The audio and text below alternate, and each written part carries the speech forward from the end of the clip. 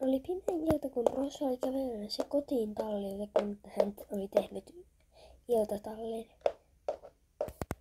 Ennen kuin hän kerkesi tarkistaa, hän huomasi hienon hevosen tulemassa häntä vastaan.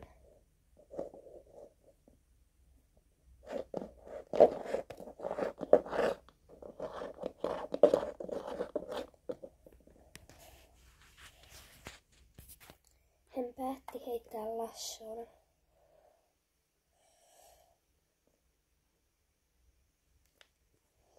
Että hän saisi hevosen kiinni. Hän onnistui ja hevonen kaatui. Hevonen nousi pikaisesti ylös, katsoi ympärilleen ja tuli shokkiin, kuin Moona sai hänet kiinni. Moona tarkasteli häntä vähän tarkemmin ja tajusi, että hän on friisiläinen. Meni syöttämään häntä.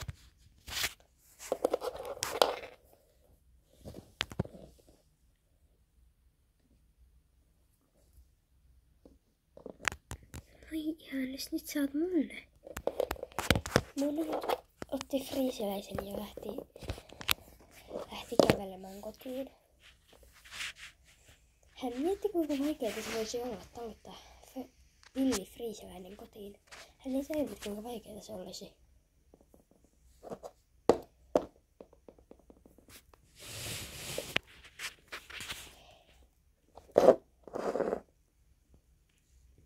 Hän päätti hypätä kuitenkin kyytiin ja löi lännen. Hän löi lännensä tulleensa, jota hän laittoi ne. Moona lähti laittamaan lännen suitsia päälle.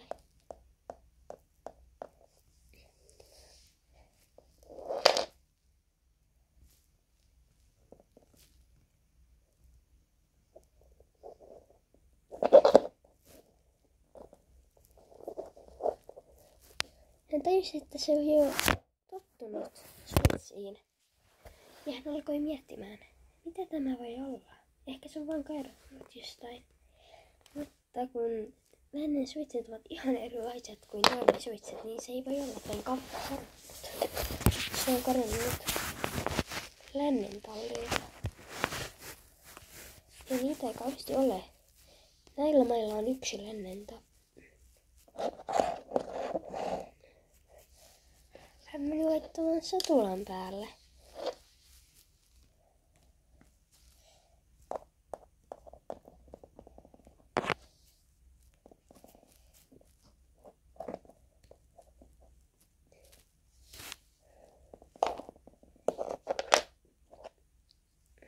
Hän laittaa lännen satulaa päälle ja miettii, voisiko tämä olla hänen uusi hevosensa, kun tämän hän voi vain viedä tallille. Mutta ei sitä voi viedä vain tallille, koska se ei ole lännen talli, ei sitä saa viedä. Hän hyppää selkään ja miettii, missä tämä voi olla tullut. Näin kesy ja näin söpö hevonen.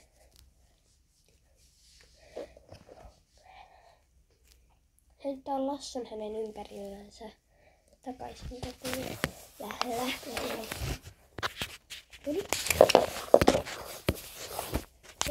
He pääsivät hänen talolleen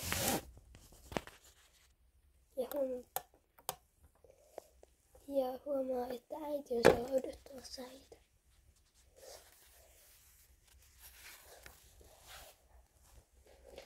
Mutta äiti tulee vasta tuolta töistä, niin ei se voinut tulla äiti, joka on syöpäinen. Kuka se on voinut olla?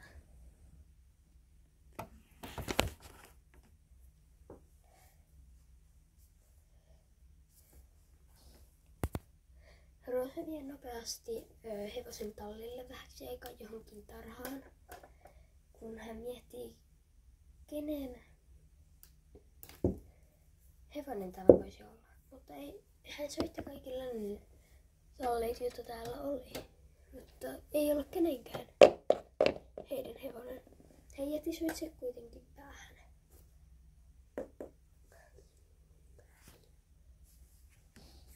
Roosan äiti käveli sisään.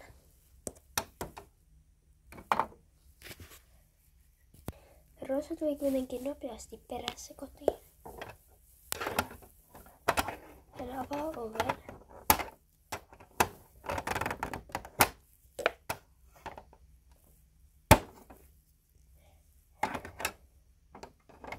Hän avaa oven ja näkee äitin odottamassa häntä sisällä. Ai niin, sori, tapahuoneessa. Hän kävelee sisään. Äiti. Ja nyt katsotaan, mitä he tekevät sisällä. He menivät kuitenkin vain nukkumaan. Hän käveli rappusia päin. Hän avui rappusia.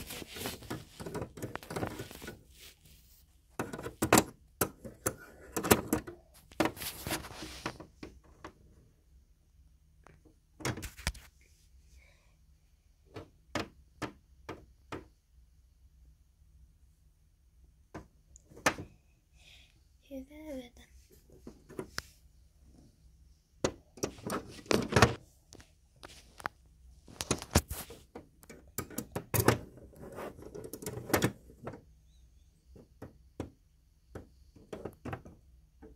Hyvää yötä.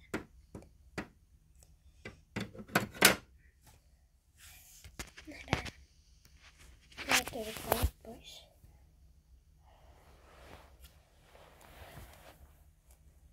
Seuraavana aamuna, kun he heräävät, on tosi kirkas aamu. He eivät tajuakaan, kuinka kirkas se on.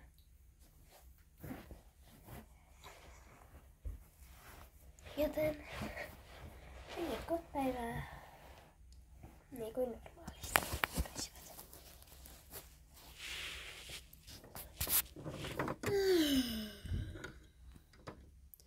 Olipa pitkä yö. Minä kyllä menen vessaan.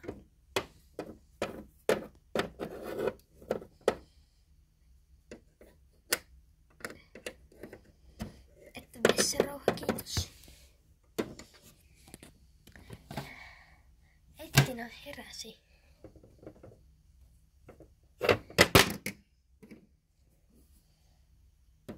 Ja lähti tallille suoraan tekemään tallityötä.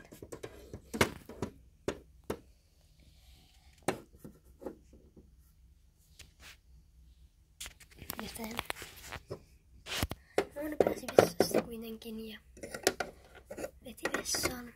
Ei oikein muutakaan. Hän pesi kädet.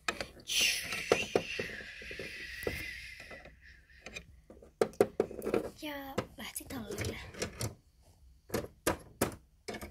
Seuraava tapahtuma tapahtui kuin ulkona. Roosan äiti kuitenkin jäi vielä tekemään jotain. Ja Roosa lähti tallille.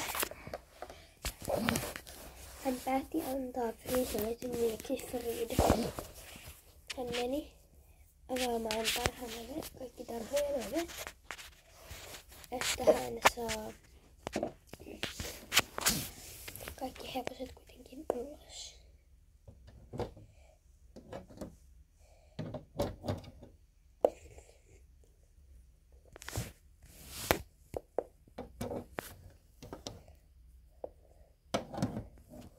Entä poniit?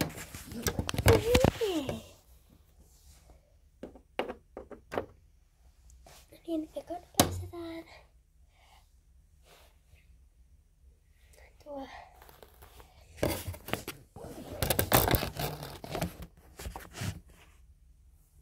noin. Kukka, ei vaan nuppu ulos.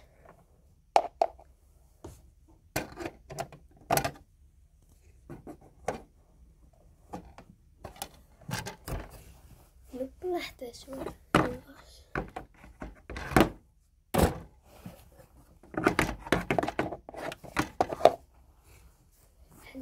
Hän päästää kaikki muut hevoset. Sillä aikaa Roosan äiti meni avaamaan loput tarhanat, koska heillä on monia hevosia. Ylös. Sitten Donne meni ulos. Sori, että mun kysyt, sitten Donne lähti ulos. Ja isä meni avaamaan vaan tämän toisen oven täältä, jossa on Rusina.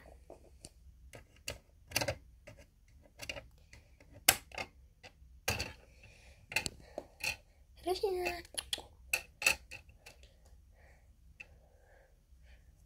Rusina lähti ulos kuitenkin tässä samassa vaihteessa.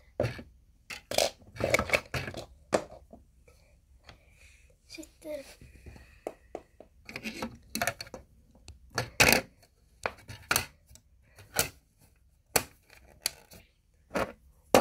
Roosa vaan lähti takaisin kotiin pehmeitä reittejä pitkin. Ja Roosakin olisi jo itse asiassa päässyt kotiin. Ja muuta ei tehdykään enää. Muuta kuin isä vain alkoi tekemään ruokaa, mutta siinä ei kauheasti mitään ihmeellistä ollut. Ja toivottavasti tykkäsitte. Ja jos ette ole muistanut tilata ja tykätä, niin tehkää se vaikka tässä nyt samalla. Koska mä teen aika paljon vaivaa näihin videoihin. Vaikka ei ole mitään parhaita, mutta mä oon kuitenkin vähän nuorempi, niin on aika hyviä.